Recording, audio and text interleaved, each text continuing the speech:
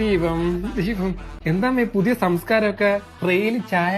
പൊന്നുമോനെ ചായ കയ്യിലെടുത്തോണ്ട് വരാ ട്രേ കൊണ്ടുവരാൻ പറഞ്ഞാ അവൾ ഈ വേല കാണിച്ചു വെച്ചേക്കുന്നു.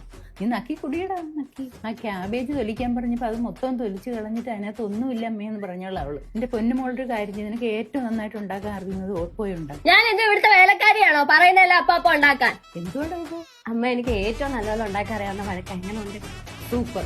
ഒരു കാര്യം നിങ്ങൾ രണ്ടുപേരും കൂടെ മാറിയിരുന്നു ഉണ്ടാക്കും. സോഹ, ഈ ഭാര്യമാര് ഭർത്താക്കന്മാരെ വീട്ടിലെ മെന്റൽ പ്രഷർ കുറയ്ക്കുന്നത് എങ്ങനെയാണ്? എങ്ങനെ? നീ എന്നെ കെട്ടിക്കൊണ്ട് വന്നത് ഇവിടുത്തെ ജോലി വെക്കാനാണോടാ? കെട്ടിക്കൊണ്ടുവന്ന അനുഭവം അവിടുന്ന് അടിയ. ആഹാ, അടുത്തടി പാഴ്സൽ. നിന്റെ അച്ഛൻ വിളിക്കുന്നു.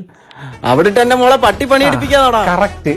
നിങ്ങളുടെ മോള് ഒരു പട്ടിയെ കൊണ്ട് പണിയെടുപ്പിക്കും. ഞാൻ വൈകിട്ട് അങ്ങോട്ട് എന്നെ വിളിച്ച് തെറി പറയുന്നത്. സോഹ, ഈ വീട്ടില് വന്നതേ നല്ലൊരു മരുമോളും നല്ലൊരു ഭാര്യയാണെന്ന് നാട്ടുകാരെ അറിയിക്കാൻ വേണ്ടിട്ട് ഞാൻ ഒരു സ്റ്റാറ്റസ്